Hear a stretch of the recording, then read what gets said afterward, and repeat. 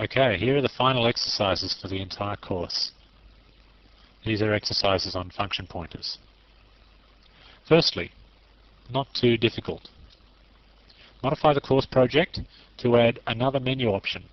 Remember all the menu options? File save, file open, file new, all that stuff. I want another menu option. I want it to be called sort. And it's going to sort all our CDs. It's not going to print them out, it's just going to sort them. It's going to cause our list to be reorganized based on something. Based on what? Well, how would you sort a list of CDs? That's a question I'm going to leave up to you. What is the sort criterion going to be? Are you going to sort it based on the artist name? Are you going to sort it based on the name of the CD, the title? Are you going to sort it based on the number of tracks in the CD? It's completely up to you. In my solution, if I recall, I sorted it by the artist name, and if there were two CDs that happened to have the same artist name, then I sorted it by the title of the CD. See if you can get that working, if you get your own simpler version working. Okay, so you're simply just going to have to insert another menu option into your program. You will be using function pointers. You won't be declaring any function pointers, but you will be taking advantage of the function pointers provided by QSort. So you'll need to write, obviously, a comparison function, and that's all. Now, think about the steps that you're going to have to take in order to insert a menu option. Well, obviously that big switch statement is going to have to change. Remember the switch statement?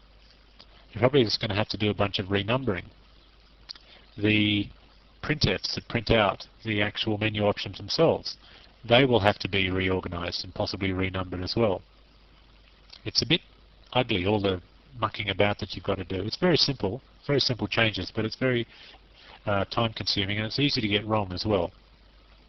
So what I propose, you might even like to do this second exercise first if you're feeling brave enough, because the second exercise is much harder than the first one, is I'd like the entire main menu, in other words the menu that the user sees on the screen, to be driven from an array of structures. And what do I mean by driven? Well, let's look at the structures first. Each menu option is going to be an example of one of these structures.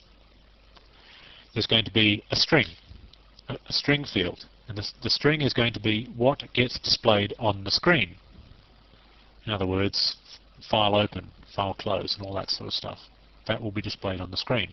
The second field is a function pointer, and that is going to point to the function that is going to be called when the user chooses the option specified under string. Does that make sense? So what we're going to have is we're going to have an array of these. So essentially we're going to have a whole bunch of strings, and we're going to have a whole bunch of function pointers.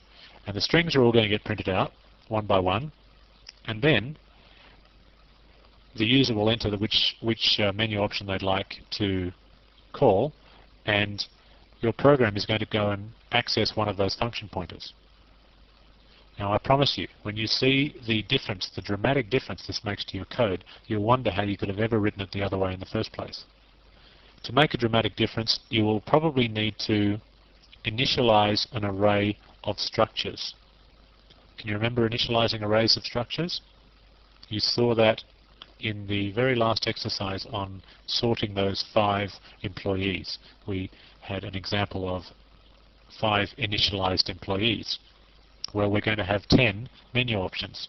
9 plus the new sorting one. So we're going to have 10 initialized structures, all in an array. Can you do it? It's tricky, but it's going to make a beautiful bit of difference to the code. The code that we end up with is going to be elegant, much simpler, and much more to the point. It's going to be far more maintainable than it was. Whenever it comes to now inserting a new menu option, or deleting a menu option, or repositioning a menu option, it'll be just changing one line of code. One line of code, and that's it. I promise. It'll be so simple. Okay, good luck with that.